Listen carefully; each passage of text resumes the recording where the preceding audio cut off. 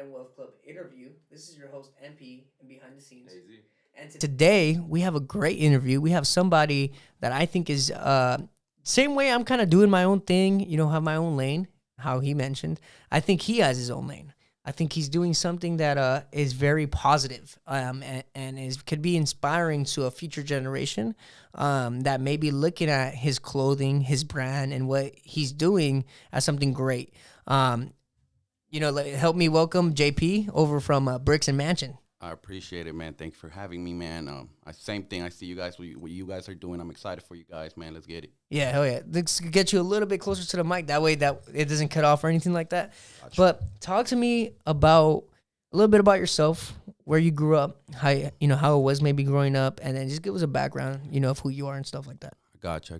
I'm Ecuadorian. We talked about that. Yeah.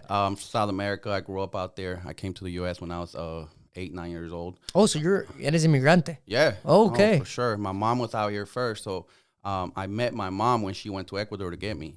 So I grew up with my grandpa, my uncles. Your mom had you. But, yeah. I mean, because I know this happens a lot in Central and South America. It doesn't really happen in Mexico. Because I heard stories from, parientes que tengo que son, they're from El Salvador, where the mom will have the baby, leave it with relatives, and then the mom or the dad will make a way to the United States and then bring their kid, right? Is that typically how it works for South and Central Americans? Yeah, and in my case, that's how it worked. Okay, because I heard plenty of stories like that, but just not from Mexicans. It's mainly from people that are obviously further away from the border. Yeah, no, I had that conversation with my boy. He's Honduran. Yeah, and he told me the same thing. He's like, okay, bro. So I'm not right then. I mean, I'm not wrong then. I'm not right then. I'm not wrong. Yeah, you're okay. Not wrong. Sorry for the interruption. We'd like to thank our sponsors for the month of February. First and foremost, Linaje Jewlery. They sell Mexican jewelry. If you'd like to save 20% off this month, make sure to use discount code LWC at checkout. Second of all, we'd like to thank the Wholesale Trappers. My buddy, Oscar Martinez, is running a Discord chat where you can network with proven Amazon FBA sellers. These guys sell over 7 figures in revenue a year and make over 6 figures in profit. They do not cap. They tell you everything how it is, and they'll show you the numbers. And last but not least, Kevin over at Certified Taxes. Thank you for the sponsorship this month. That's our great friend, our great buddy over there. He's he makes videos here on LWC. But if you want to schedule a consultation for this tax season, whether you're an employee, a small business owner, or a large business owner, he could take care of you. So make sure to schedule a consultation today. And so my mom came out here. She migrated herself, and years later she went back and got me when I was 9 years old. Nice. And I came back and moved in with her, and What city? Hawthorne. I've been in Hawthorne all my life. When I came to the U.S. Nice. Grew up in Hawthorne, born in Ecuador, and when I came, I saw the opportunity here. School was different. Over there you got to pay for school. Over here, school was free. So I took advantage as much as I can of the opportunities. You get me? Let me ask you, now that we're on the topic of the different countries and stuff like that, I feel like, bro, a lot of Latinos born in the United States don't realize the poverty that we come from. Yeah. And they don't realize the injustice that we truly have. They come over here and they think that we're oppressed here. In reality, we're not. Mm-hmm. Would you agree or disagree with that? I agree. Yeah, right. So I hear people saying, "Oh, we don't get treated right," this and that. I'm like, bro, have you ever been back to where you come from? They don't. Mm-hmm. They don't even want you there. Exactly. They don't even want you there, bro. It's real, bro. And you being from another country, how do you think that has motivated your hustle? Man, it really has, because I appreciate every opportunity, and if I don't have an opportunity, I create an opportunity. For me, it's a blessing to just wake up. You get me?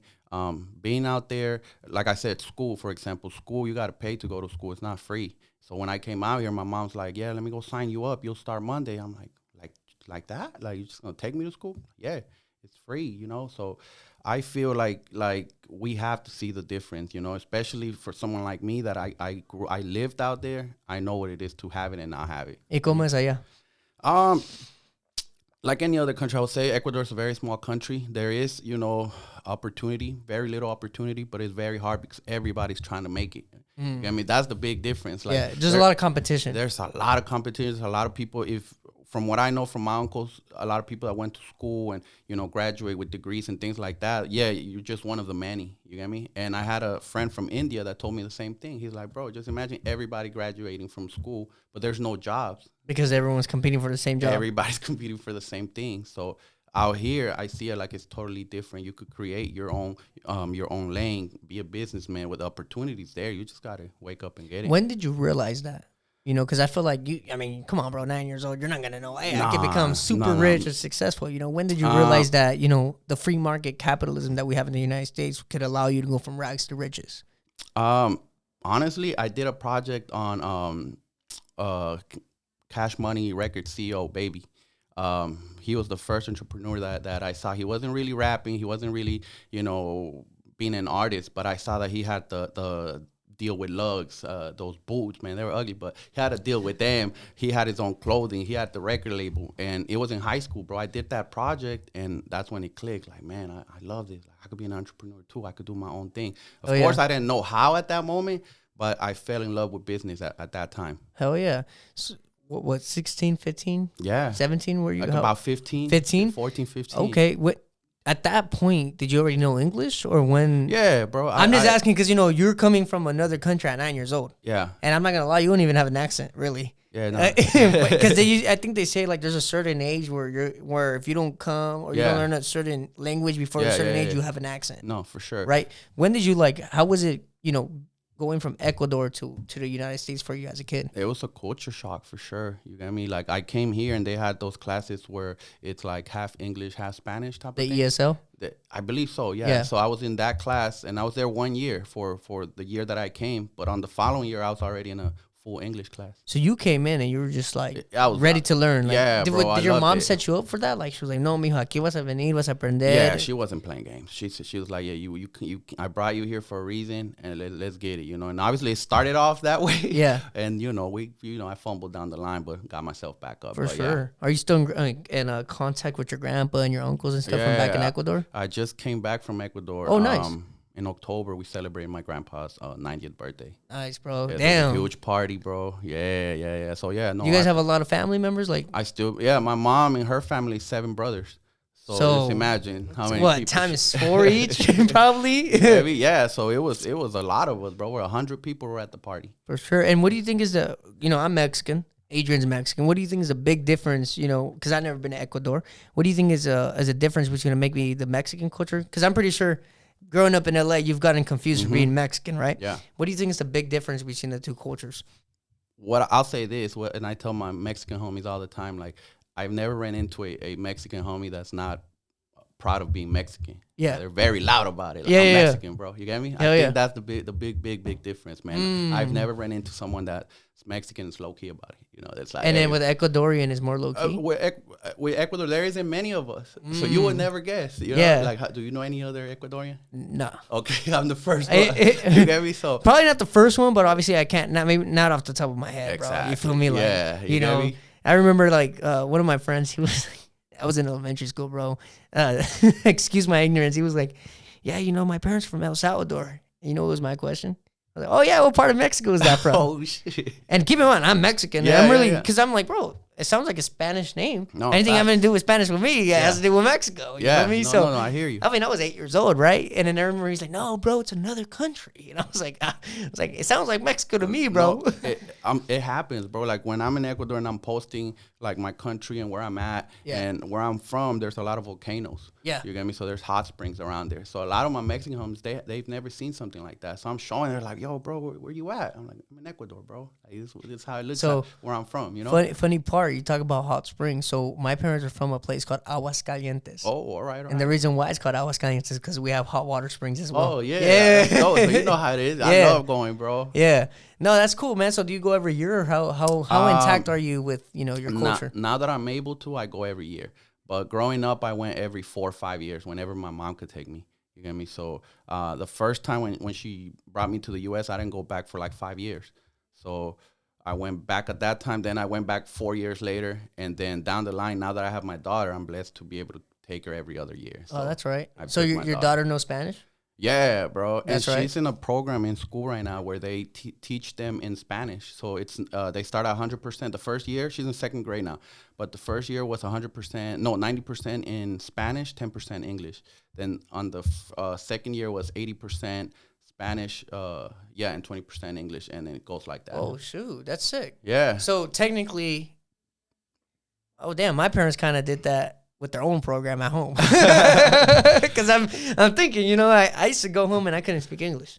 Oh, okay. You feel me? Yeah, I don't know yeah, if you yeah. had that experience. No, Like, no, for sure. you can't, like, it's like, no, we speak Spanish Yeah. here. We're a Spanish household. Yeah. You speak English outside the house. You feel me? But see, with her mom and I, we're speaking English. You get me? And then she only had that chance when she would speak to my mom or her other grandma. So that's You good get me? to know, man. So yeah, man. Hey. And now it flip flop. Now she's like, I can't write in English, but I could write in Spanish. And she's her Spanish. Hopefully it doesn't go away. Nah, You it feel won't. me? At this point, it won't, man. Yeah. She's fluent now. Like, I'm so proud of her, man. That's right. And not only that, man, but man, take some notes, people. Stop raising these no sabo kids, man. Yeah, bro. I'm very proud of that because I felt at one point we were heading that way, and it's not like we wanted to, but it's just everyday life. And that's the thing. Like, I tell my girlfriend this too, because obviously we have a dog, and not to compare a dog to a child, but bro, dogs speak the language you speak. Yeah. Like my bulldog back at home, he's a bilingual dog. You can talk to him in Spanish and you can talk to him in English. He's gonna understand you.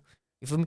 But my dog, if you try telling her something in Spanish, she just looks at you like, what the hell? But if you say it in English, the same exact thing, she's gonna listen. I saw this post. So yeah, go ahead. My bad, not to interrupt you, but we started noticing that because when my mom told us this. She's like, look, I know it's not a real kid, but your dog needs to know Spanish. And we're like, what? Like, bro, we were just shocked, right? Yeah. And my mom was like, no, seriously, because what if I need to take care of her one day?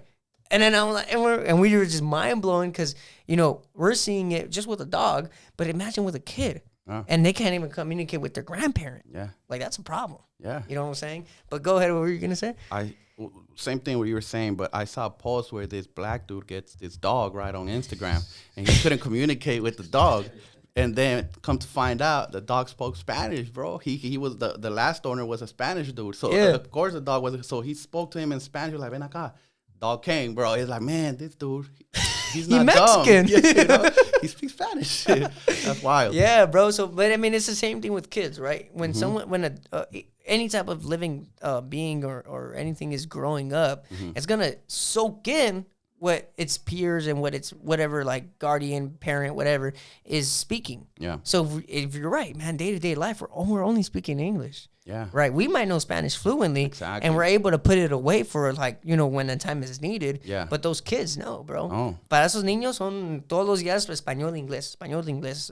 It has to be, a little bit of both, bro. And I'm glad she's growing up like that now. That's right, man. So, now that we got to get to know you, man, tell us about your company, bro. Tell us about Bricks and Mansions. And actually, let's just start off with where the name came from. Sure. So, good question. So the name Bricks and Mansions. So brick by brick, you build an empire.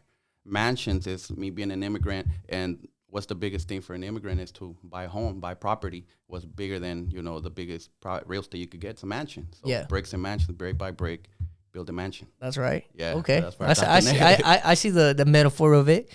Now, was it originally a clothing brand? What were you doing originally? Like, how did Bricks and Mansion actually start? It was literally a T-shirt line. Like, my boy owned a barbershop, and I asked him, I told him, like, hey, I want to do this. And when I went to the mall, I always saw that there was brands, but nothing really stood out to what I was going through at that time. Like, I wanted to feel motivated. I want something that grabs my attention and says where I'm at in life and what I'm trying to do. Yeah. And I didn't see that, and I just told him, like, bro, I'm a star. Let me just get into something. I want to learn a trade. You get me? And that's what I got into, man. I went to LA, downtown LA, copped some shirts. Then I looked around. At that time, social media wasn't really big. So if you wanted to see, get a screen printer or anything like that, you literally had to look them up, like Google them or drive around and see who's doing that. I found someone that did that. But then I didn't have a design. I didn't own anything. So he was like, hey, you got to go get someone that designs to make like at least the font for you and then bring me the file. And then it's a whole It's a whole process. It's a whole people think pedo. that is just like you just grab the shirt. Well, it's like, I'm trying to get a shirt from you. You're like, hey, bro, I need a PNG. Yeah, I I'll need the file, then I'll send you the and I'm like, mock-up. what the heck? Yeah, bro, it gets tricky. It does get tricky. So yeah, bro, I started with that, and then I asked him, hey, can I? Is it cool? Like when I get a haircut, if I come in here and I offer my product to the customers, is that cool? And he was like, yeah, bro. Like, and then from there on, I fell in love instantly, bro. And this was back when? This was over 8 years ago, bro.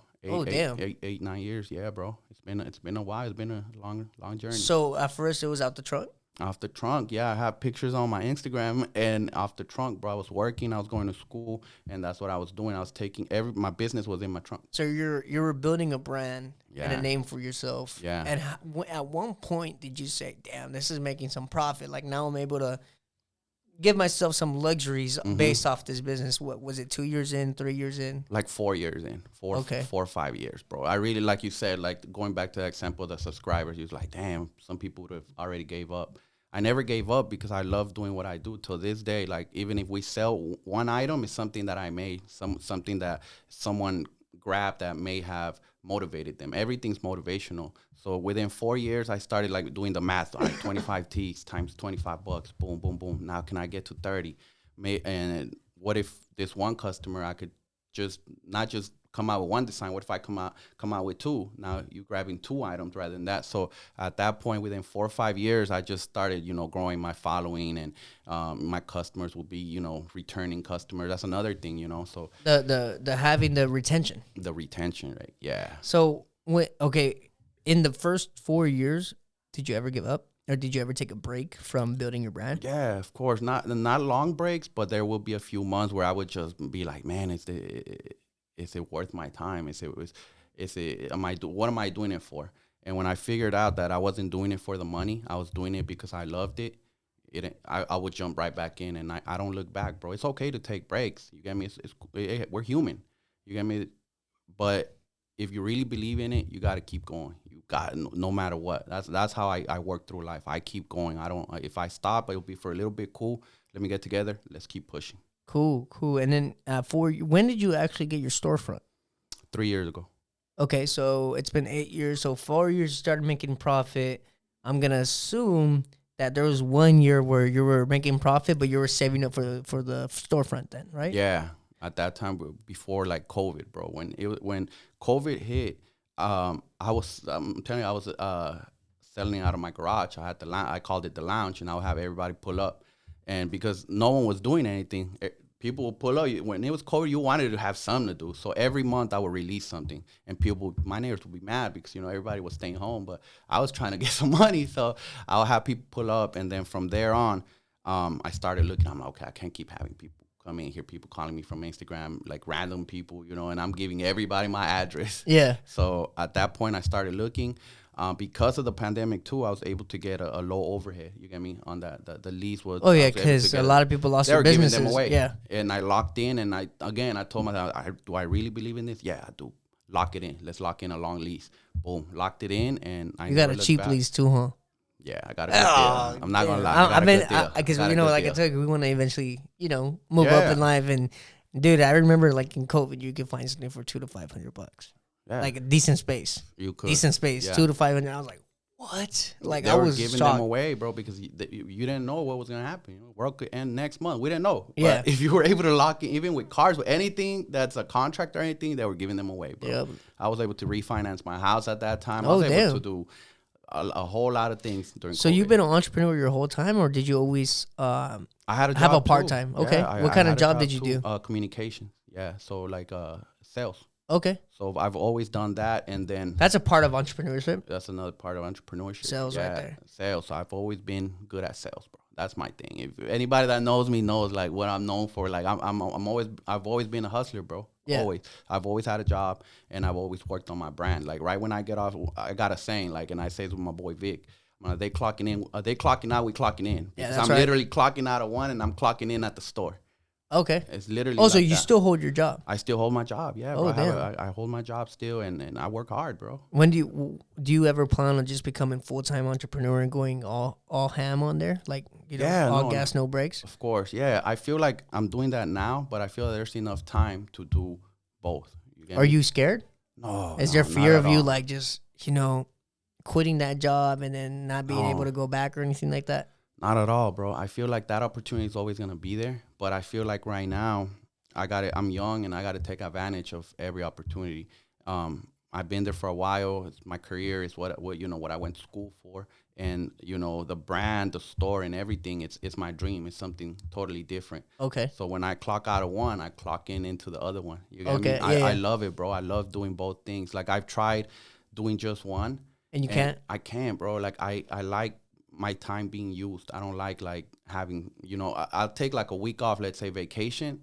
On the second day, I'm already like I I'm gonna know, go me too. back. I'm spazzing out. I'm spazzing out, bro, because I'm used to moving like that. I Yeah. hardly rest, bro. When I do, it's because I'm physically, mentally tired, There was bro. one time, bro, where I would hate going to Mexico, and not because I didn't like seeing my family or because I don't like the place, but because by the second day, my head was hurting because I was feeling unproductive. Yeah. I was feeling like I wasn't making money. I wasn't taking steps towards my goals. Mm-hmm. You get me? Like I was so laser focused on my goals that I felt like, what am I doing spending time here? Mm-hmm. Like, cool, I already came, said hi to everybody. All right, I got to go now. Like, I got to go find money. Yeah. You know what I'm saying? Like, I felt like a crackhead for business. Yeah. You could say, That's me. like I was like, bro, I need to go back. I need to go back. I need to get back to work. I need to start working towards my goals. I can't be wasting my time here. What am I doing here? Like Yeah. that's how I would feel, bro. So, but I only, like you said, that that's what you love doing. That's your dream. I feel like you could only feel that way if what you're doing is truly your passion. Yeah. You get me? No, I feel you. And obviously you find your passion, but not only is it clothing, but do you make the clothing in house, or where did the DTG printing business come in place? Yeah, everything's in house, no middleman. So where that came in is I was spending so much money going to get it printed somewhere else, and then waiting for them to give me back the product. So again, it was the wait time. People like, for me, we're in a space, in an era where people want it right away. Yeah. They're not gonna wait for it. There's plenty of other brands, plenty of other businesses that are gonna deliver right away. You could go to the store and grab it right away. Go to Amazon now; they're shipping it to you the next day. So for me, it was like, again, how much do I believe in this business? Yeah. Let's invest. Let's get, how much is this machine? So I met the homie Angel Boy, and another Hispanic dude. Like, I'm gonna plug you up with him. For sure. Good people. He was selling the machines. Like, his whole Instagram was about selling the machine. Like, he had bought one, he believed in it, he mastered it, and he was at one point working with the company selling them. I reached out, and then I was able to buy one, but then I needed to learn it and all that. That's a whole different. I had setup. one. If you could tell, there's a stain right here. Oh, I had okay. one. Okay. But what happened to it was we didn't know how to maintenance it, There you go. so I ended up going to shit. Yeah. And we're like, damn, got ourselves in debt and stuff like that. But we started, my girlfriend and I, man, for like a good, I'll say 4 to 6 months, bro. We had good business coming in for the TTG. People were coming, like during COVID as well, man. Yeah. People would just hit us up, and we're in here making shirts. Yeah. It just sucked when we got large orders, because then, It's one by one. We're both working. I was working Yeah. my business. She was working her job. We would get home and, we're up late at night printing, pressing, stuff like that. So I understand the struggle. But Bricks and Mansions, I feel like I was looking at an article that they did about you. It's more than just a clothing brand, right? It's you also have a barbershop in there, or how's that work? Tell me. I never been to your storefront, right? So explain to me what goes on in your storefront and why is it the way it is. So I call it a one-stop shop. So I understood opening the business that not everybody's gonna come shop for clothing every day. You get me? So what's gonna bring foot traffic? A barber. So I had my homie Gerardo that he would cut my hair. We would go to wherever he was working, and we couldn't hang out. Like, it was the type of place where you get your hair cut like any other shop, and you had to go because the next person was coming in. Okay. So when I wanted to take the chance to open up the store, I'm like, what could I do? Boom. I'm like, hey, Gerardo, if I had a store, I'm like literally getting a haircut, would you come? Would you like mind cutting there? And this is I gave him the vision. Like, look, bro, I'm gonna have the clothing. I'm gonna manufacture everything, but you'll be running the shop.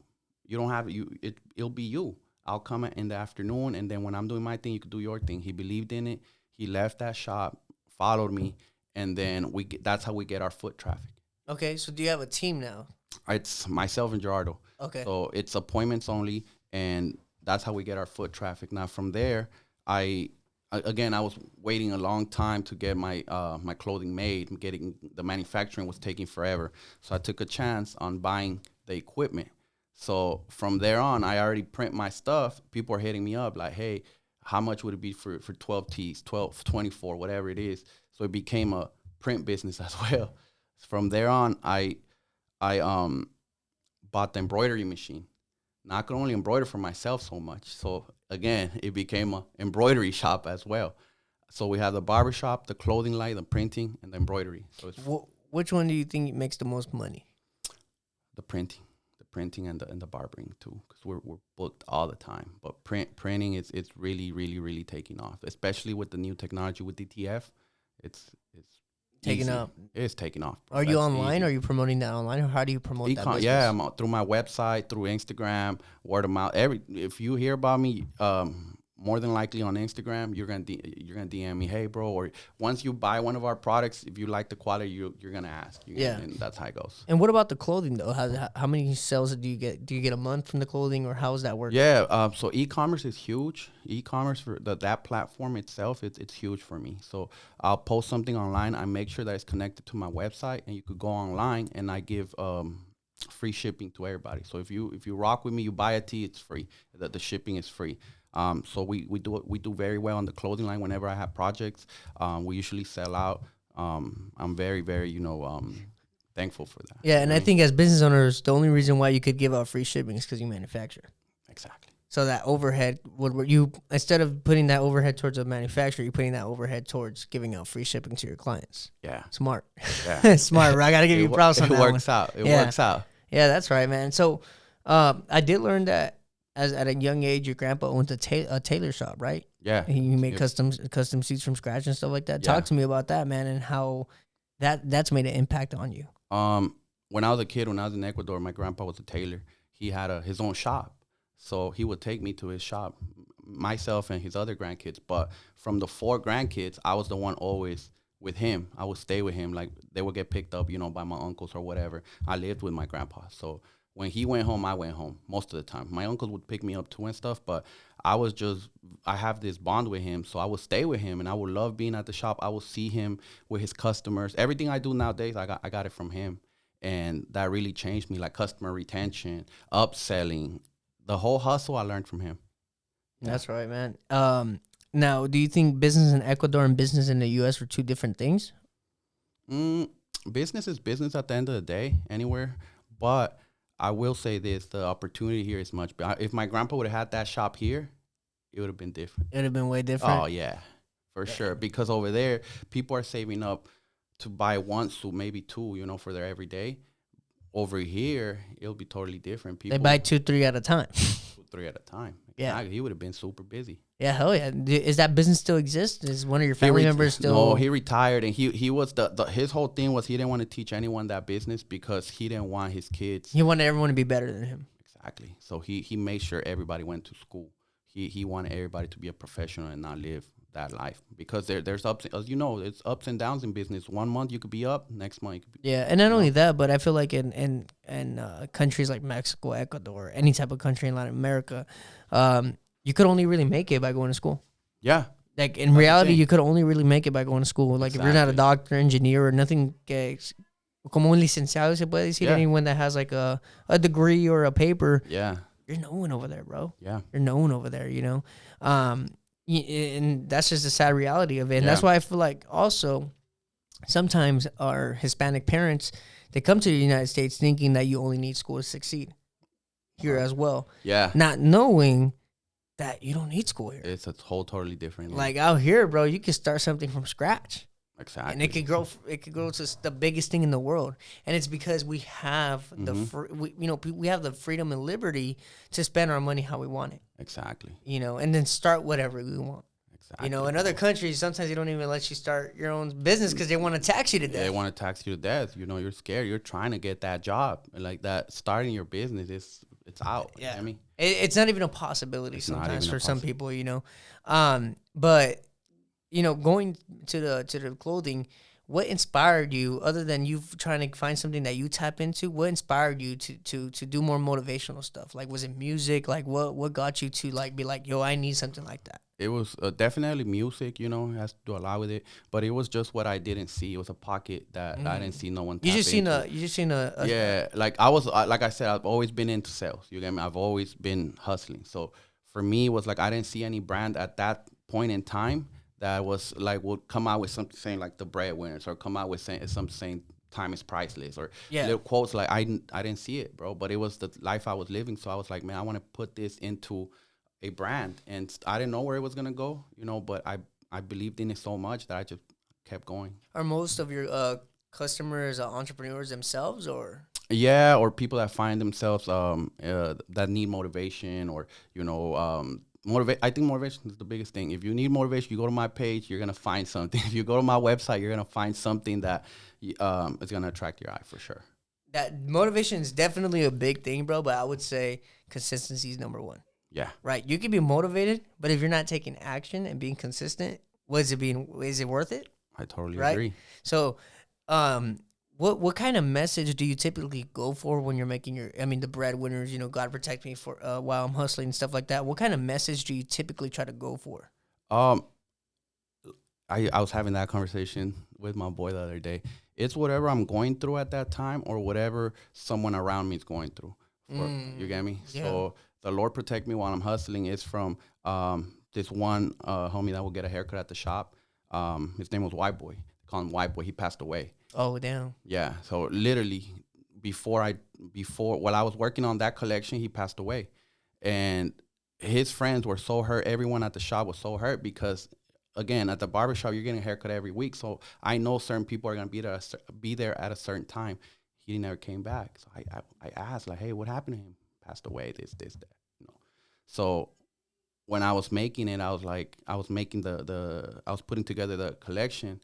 I told his boy, like, hey, bro, like, something came to me. Lord protect me while I'm hustling, because you never know. You step out one day, you don't know if you're coming back. That's facts. Yeah, That's so facts. it pertains to anything that has happened in life. Yeah. Oh, yeah, man. And I see you have a Jesus piece. Do you try to put some religion in there, you know, like, because I see you put Lord, but do you try to do something like that, or do you try to keep those two things separate? I try to keep it separate, because I believe that whatever you believe in, it's your life. You get me? And I respect people. But myself, I believe in God. I'm Catholic, bro. I'm Catholic. Yeah.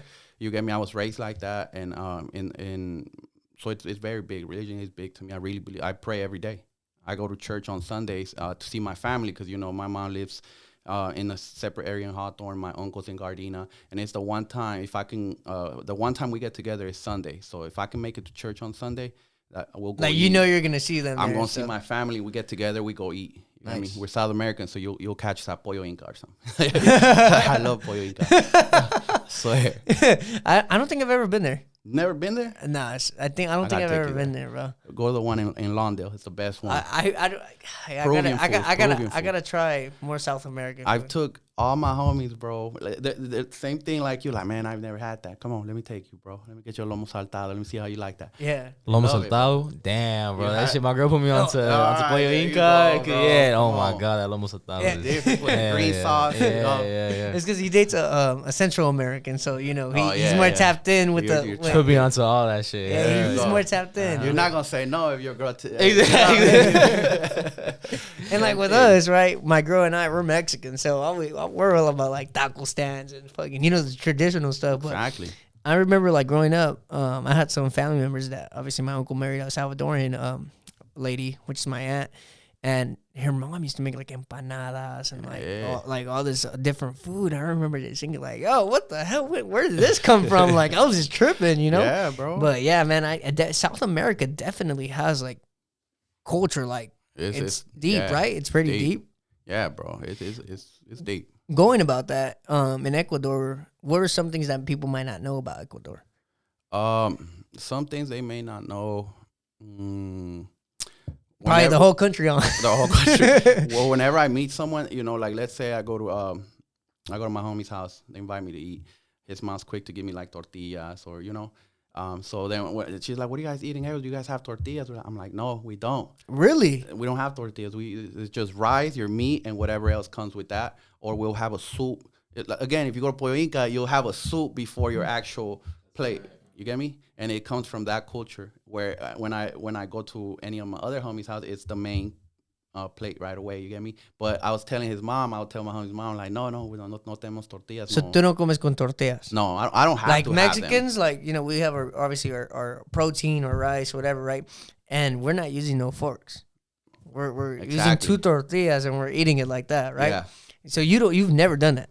No, I don't have to. But then again, I've been in LA for so long. You know how. I know how, bro. Yeah. Like you wouldn't think I'm not Mexican if I sit down with everybody. Yeah. I'm already used to it. You get me? Yeah. No, I'm just asking, bro, because I like to know.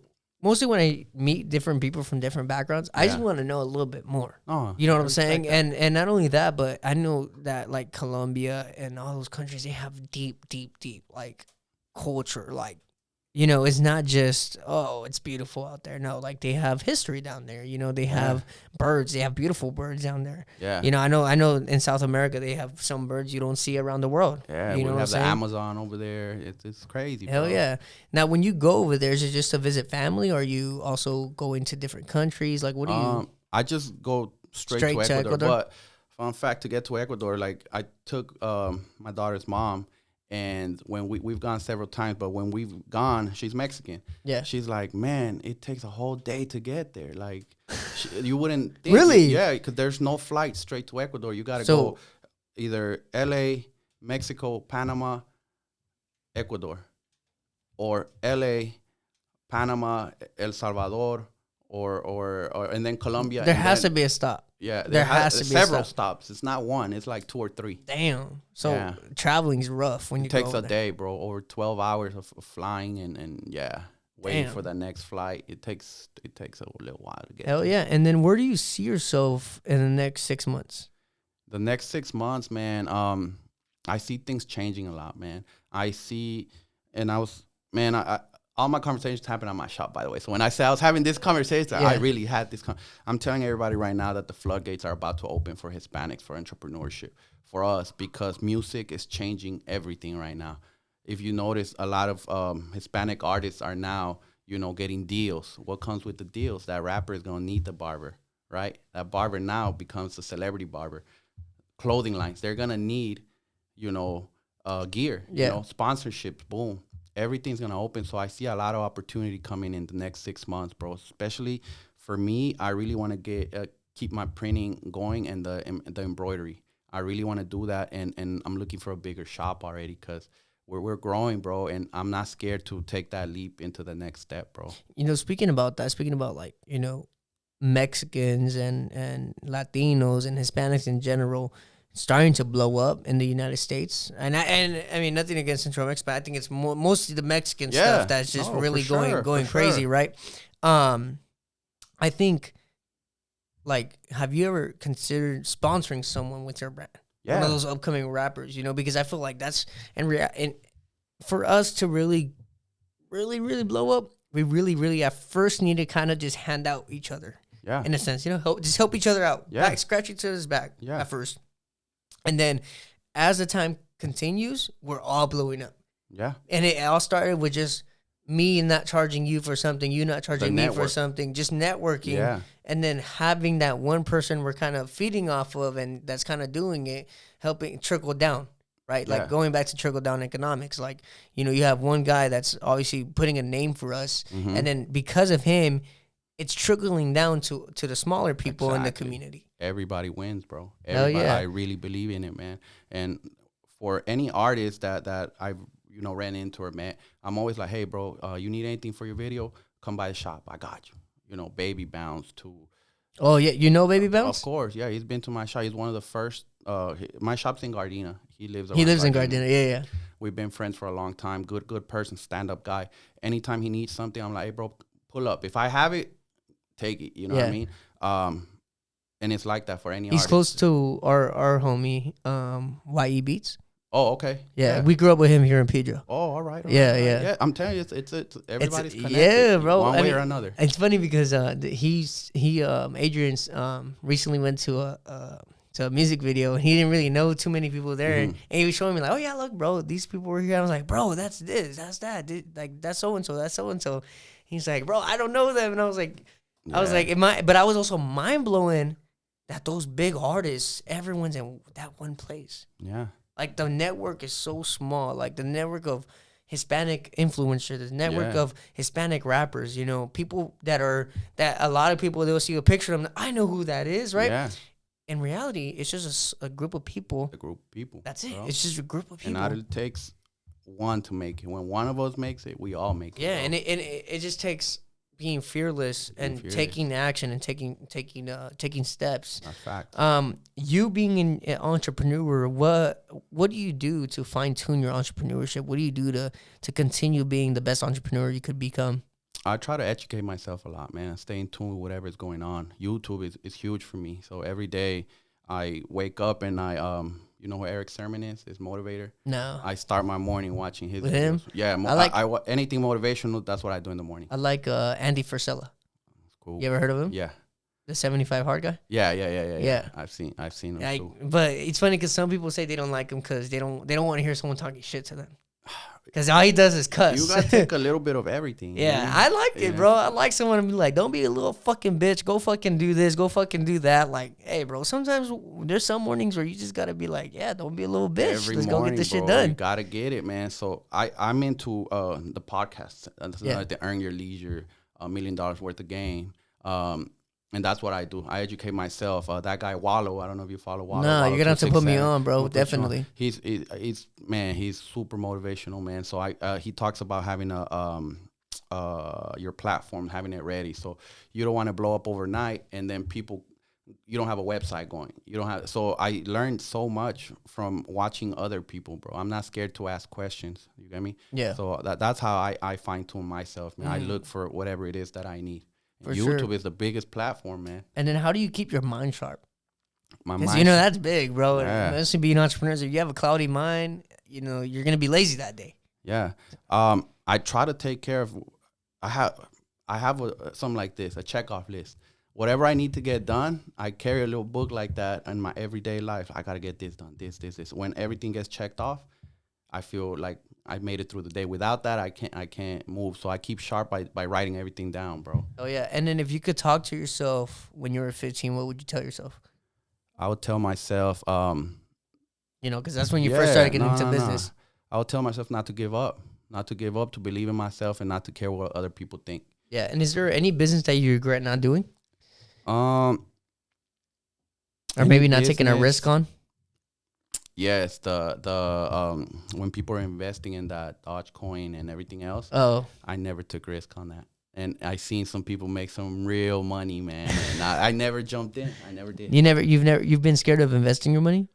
Not in that sense, yes. Like all my investments are more like buying, like for example, printing machines, embroidery machines, opening up. So I take risk like that, but I haven't took risk in investing Markets. in the markets. Yeah, no, I'm big I on ha- markets, bro. I- I've I been see in the your market stuff. since I was 18. So I saw the charts. I follow you, bro. Yeah, I know. I'm close. I'm following. well, you right in that, now you it's know? because I've been studying the charts.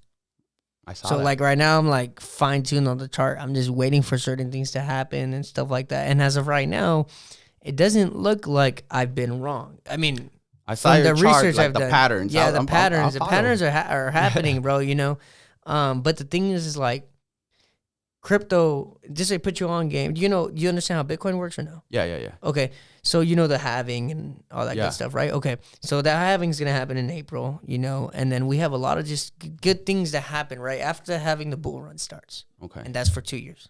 Okay. And That's what I after saw that, in there's the 2 years of down. phone. Okay. Well, 1 year for sure down, and then there's like a recovery year, and then another bull run. It's just a cycle, bro. It's weird. I saw your It's- chart, bro, and I was really studying it. Like I really was like, oh man, he knows what he's talking about. Yeah, like I'm really it's because I've been self learning. I've been self teaching myself Nice. how to read analytics and how to do that because because people were like, well, if you really because I'm trying to challenge myself to somehow, some way make $1 million this year. Nice.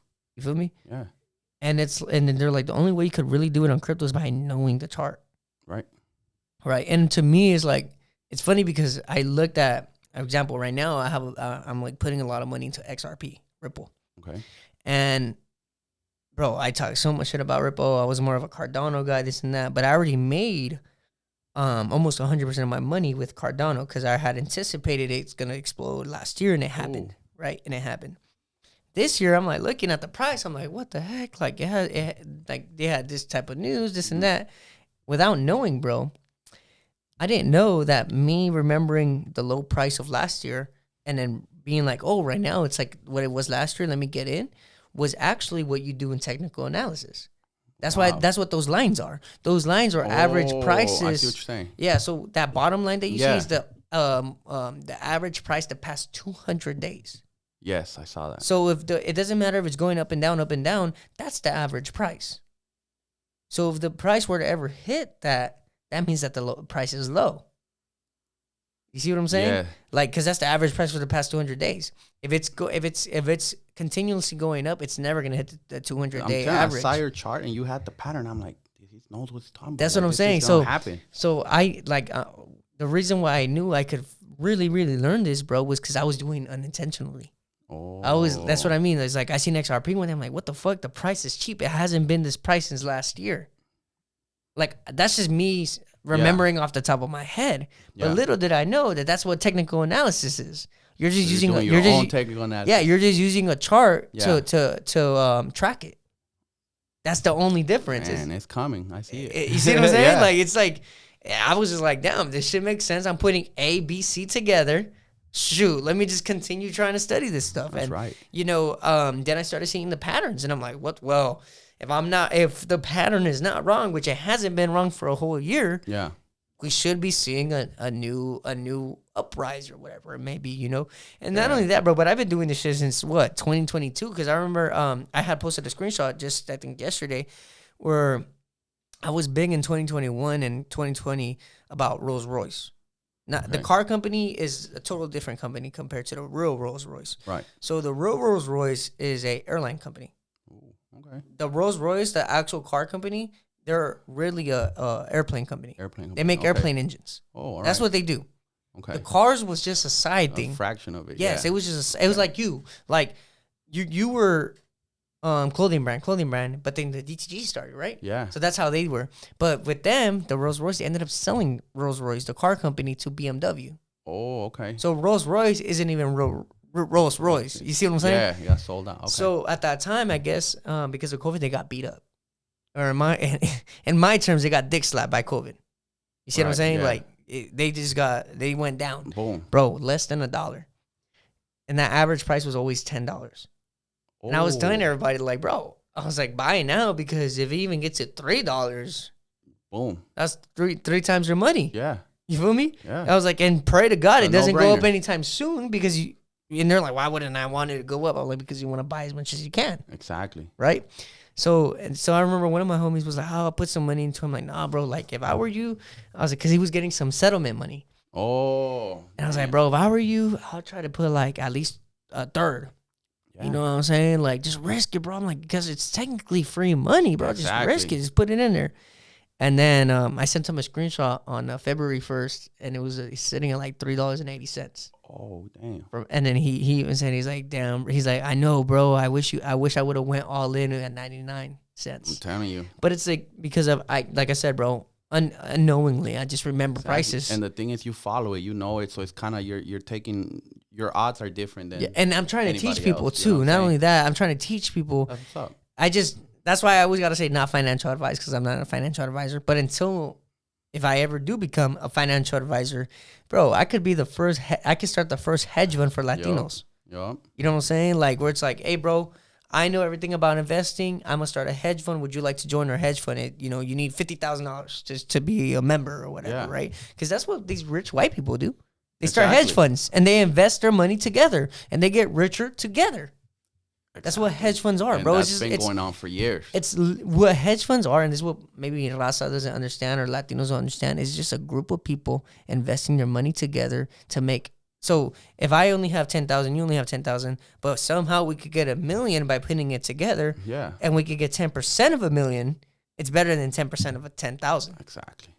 See what I'm saying? We all gonna eat. Exactly. And that's the thing. So that's what hedge funds are, bro. Yeah. That's what hedge funds are. Just a group of people just fucking, you call them the Illuminati, whatever, right? Because they control the markets. But it's like, bro, just a group of people that just know what they're doing. Exactly. And it's literally just one guy that's like leading them. That he's told like, them, yeah, come on, I got this, bro. I got this. You're gonna be rich. Yeah, exactly. No, that's what we're missing too, bro. Unity Yeah. and people got to trust each other in business. Let's put in our money together. Let's get some real estate. Let's do this. And once we were able to do that, or you find yourself in a group of people that could do that, everything changes. Well, I mean, I plan eventually to one day have like a private equity fund for like entrepreneurs that are interested for Latin Wealth Club and to be buying property all over the U.S. I'm into that. That'd be sick. That'd be sick. You feel me? Just everyone, just like I said, everyone. We start an LLC. We tune everybody. We all pitch in the same amount of money. We buy a property. We renovate it, make it, rent it out. Boom. Move on to the next one. Move on to the next one. Yeah. Yep. And we don't even you don't flip. That's the key. You don't flip. You just keep it, and you keep it for the passive income. Exactly. Yeah. So, let me talk to you about that. What is your opinion? How important is passive income to you? It's very important, man. I think that when you're making money without actually having to work, and you have that extra money, no matter what it is coming in, it makes it. It's a different type of power, huh? Different, yeah, and it brings peace into your life. Hell yeah! And what kind of passive income do you have? For me, for example, my first property it's a. You have a couple properties? I have a duplex. Nice. So I rent the back and live in the front. So I'm used to getting that rent money. You get me? And that for me has changed the game. You get me? Because when real estate went up, what I have right now, I wouldn't be able to afford nowadays. Like, because rent is so high, it's not the time to buy right now. It's better to rent than to buy right now. Exactly. Yeah, that's the same reason why I've been holding off. Yeah, I've been holding off, but at the same time too, I want to invest better in Texas. A lot of people are moving. It's just better. It's just you get more for your buck over there. Well, it's not even that, but it's more of a landlord friendly state. That's true. Like, you can't kick out your guy just because you need someone else, and you can't. LA is totally different. Do you have rent control where you're at? No, I don't think so. Okay, because we have rent control here, so they can't. Like, for example, I'm a renter. They can't raise my price more than 5% a year. Okay. Like, that's what rent control means. Yeah. Yeah, and I don't know where you're at, but you could probably be like one day, oh yeah, I need $200 more. Oh, okay. You see what I'm saying? Like we're restricted here, but you're probably not restricted where you're at. No, I got a good thing going with the guy in the back. You no, I know, but no, I'm just saying, I'm trying to give you the difference. Like, here, like, you have the freedom to one day ask for more money. Yeah. Here, they have to, like, I could only do 5%. Yeah, 5%. Yeah. Same thing with the lease, where we're at with the shop. Same thing. Yeah, bro. I hear you. Are you, so you want to get more into real estate? You want Bricks and Mansions to become more into real estate soon too, or? I want to, man. I really want to. And I have a friend that we've been talking, good friend, and he wants to actually get into that too. And he wanted me to partner up with him. And I told him, that's something that I don't really know about, but I know that it'll work. You get me? So a partnership always. Well, works you out kind of better. do know about it because you're kind of already doing it. Yeah, but and the size of that he wants the to magnitude, do it, the magnitude of that, like I'll be new to that. I tell Adrian too. I'm like, bro, I want to go to Texas, buy a single family home that has no restrictions, no zoning, and build a big ass apartment building, but a luxury one with like a pool and stuff like that for people to feel like, I feel safe here. And it's possible, bro. Yeah, it's just a lot of money, but hopefully with the right investments that we do this year and everything, we can make something happen, but other than that, bro, is there anything you want to let the community know, like maybe some motivational stuff or anything that you want to see some change in our community? Is there anything that you want to say? I will say right now what I notice a lot is people don't believe in themselves. They're scared to take chance. I want to tell people to believe in your dream, whatever it is you makes you happy, follow it. Worst case scenario doesn't work, hey, you can try it again. Don't grow old. Don't go through life without knowing what would have happened if you followed your dream. Just fucking do it. Just do it, man. That's my thing. That's my message, and that's what I tell everybody. So you never lose. You learn. You learn. That's right. You learn. Yeah. Hell yeah, I'll bro. leave it with that. I'll leave it with that. We're gonna have you on in 6 months because that's what we do here. Yeah. For the next 5 years, though, where do you see yourself? Next 5 years, man, I see myself into real estate, I really see myself doing that. I see myself doing a lot of motivational speaking. I really want to get into that. I see myself just growing, bro. I see myself growing, and I see myself just being a stand-up person. That's right. Do you want to hit millionaire status in the next 5 years, or? Of course, yeah. I want to be successful because, like I said, when one of us makes it, we all make it. Now, what does success mean to you? Success means, to me, means peace, means being able to own your time. You get me? So being freedom. That's what it means to me. Passive income, man. Passive you income. gotta focus on my boy. You gotta Exactly. focus on passive income, man. Exactly. That's right. Because look, let me tell you this before we end this. You know what's a better passive income than real estate that you could probably go in for a lower amount, investing in dividends in the stock market. So you know what that is? Yeah, for sure. But think about it, bro. If you just do that, because like let's say a property, let you run the numbers, and maybe a property is only going to give you 6% a year, right? Yeah. What if I told you you could get a stock that pays 10% a year off of dividend? You know what I'm saying? And then the only benefit of investing into the stock market instead of the real estate market is that it's liquid. Yeah. And you know how important liquid is sometimes to being entrepreneurs. Sometimes you need liquidity. Yeah. You need it quick. My boy at the shop, Gerardo, shout out Gerardo. He's the one that told me about that, bro. That's where he puts his money at. Yeah, that's what me and him. Before we met each other, that's what we were doing without knowing that we were doing it. Okay. And then now he's Adrian does both stocks and crypto, but I'm fully in crypto. Ooh, and the reason why I'm fully in crypto is because, bro, I feel like right now is just the time. Like, I see you. If I don't go all in, no one's ever gonna take me serious. Yeah. You know, I was telling him, like, bro, I feel like I got to run up $1 million in front of these people's faces for them to realize I ain't bullshitting. you know, got to have that confidence that you have. You know, when you speak, when I see you, I see your energy, bro. I believe it. I try to. You feel off me? your energy, bro. Because if you're just lump, you're like, yeah, I'm gonna try to. It's not gonna work. Nah. But the way you're coming about it, like, I'm gonna be a millionaire. I see it, bro. Yeah. My podcast we're going up. Hell yeah, that's what I be trying to do, bro. And then I try to give a professional image and stuff like that. But it's mainly because I'm trying to motivate that 12, 13, 14-year-old that might one day suddenly like be like, yo, he looks like me. Mm-hmm. He talks like me. Mm-hmm. Like, damn, I could probably do something. And you will. You know what I'm saying? Because, I mean, let's be real, bro. When you look up motivational shit, it's usually some old white dude. Yep. And it's like, what if that was somebody that looked like you? What if somebody that talked like you, that comes from what you come from, that has the similar background? It hits different, bro. You know what I'm saying? But anyways, man, this is the end of the podcast. Is there any final words? That's it, man. Chase your dreams. Stay positive. And then drop your location, bro. 2017 Marina Ave, the Breadwinner Shop. Come see us, Bricks and Mansions, the Hustlers. That's right. And then stay motivated, guys. I always say, all money and no money out. Stay motivated. Stay dedicated.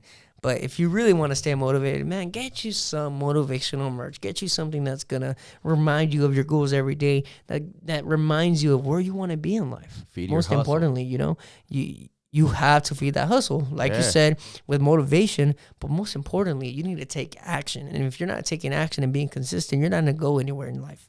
Facts. The one thing is about having a dream, but dreams don't come reality if you're not taking action and then being consistent with that action. You can't just take action and expect it to come.